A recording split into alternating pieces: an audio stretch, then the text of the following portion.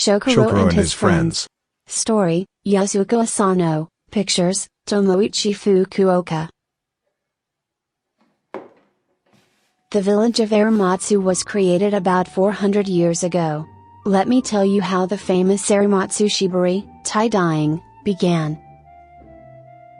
About 400 years ago, on the North Chita Peninsula in the village of Agui there lived a man called Shokuro. He and all the other villagers were farmers.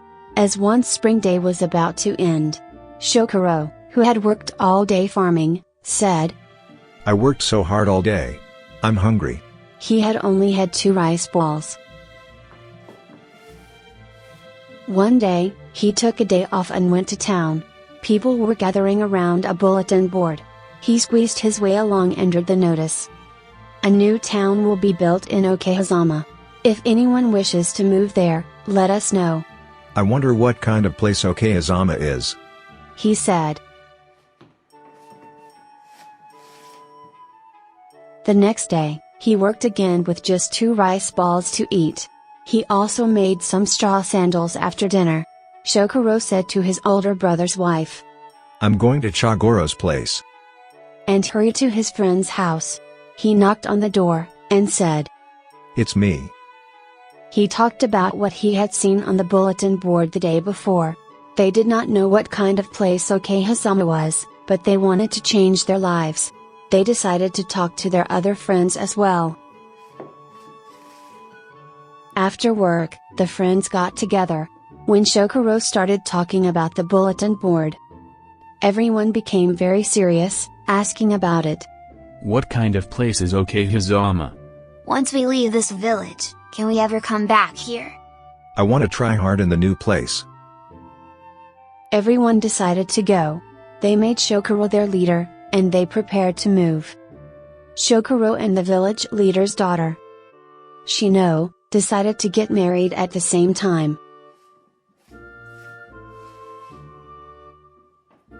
Summer came, and their moving day had arrived. They got together in front of the village shrine. They loaded their clothes, food, farming tools, and vegetable seeds onto a cart. They wanted to reach the new place by sunset. "Good luck. If it's too hard, come back anytime."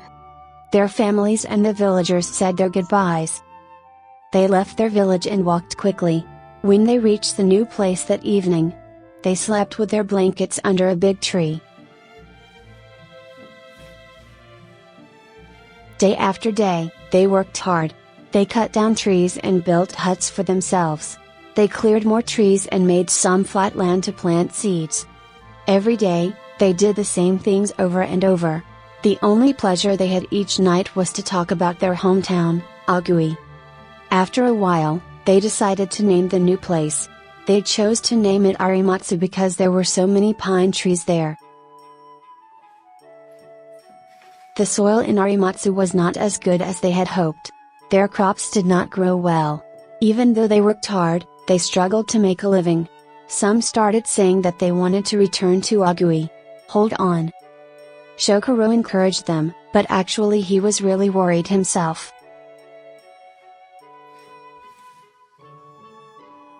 At that time in Owari province, the castle and whole town of Kiyosu were set to move to the Nagoya Highland. The construction work for the big castle started. Many people joined the work. Some were from far away.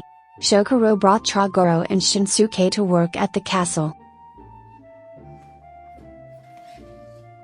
At the castle, Shokuro and his friends carried rocks. It was much harder than farm work. But they worked hard because they knew that when they returned to Arimatsu with some money, everyone would be so glad. There was a man from Bungo, Kyushu, named Tasuke. He also carried rocks. Tasuke had a beautiful hand towel. The towel was made of indigo shibori. He wiped off his sweat with the towel. Shokuro was surprised by the beauty of the hand towel. Shokuro secretly met Tasuke at night and asked him to show him the shibori. Tasuke had some beautiful shibori hand towels and kimonos. Shokuro asked questions one after another. "In your village, does everyone make kimonos with this beautiful cloth? Is it easy to make? How do you dye in this indigo color?" Tasuke said to Shokuro. We dye with indigo plant. We must be very careful with the temperature. Shokuro eagerly listened to Tasuke's story about Shibari. 3 months had passed since they had come to the castle. Shokuro and his friends took the money they had earned and returned to Arimatsu. Everyone was waiting for them. That night, everyone enjoyed dinner together.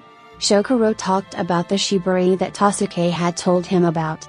It would be great if we could do that ourselves, but isn't dyeing difficult to do? What should we do about the money to buy cloth? They had a discussion and decided to try it anyway. Sent Yashichi for dyeing training. They decided to use cheetah cotton from their hometown. They decided to do a kind of tie-dyeing called kukurizome.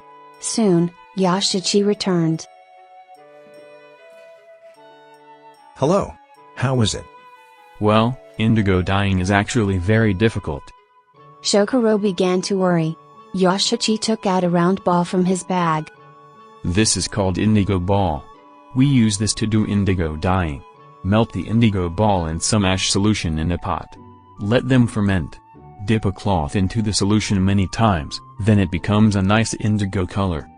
So they tried dyeing. Yashichi was the leader. But it was not easy. They repeated the process many times. Finally they could do it. Everyone, come over here. We did it. How do you like this? Finally we did it. We can sell this. They were happy for the first time since arriving in Arimatsu. Shokuro told Shino to come to Arimatsu. She had been waiting and Agui 7 others including Shinsuke and Yashichi also got married and started their new lives.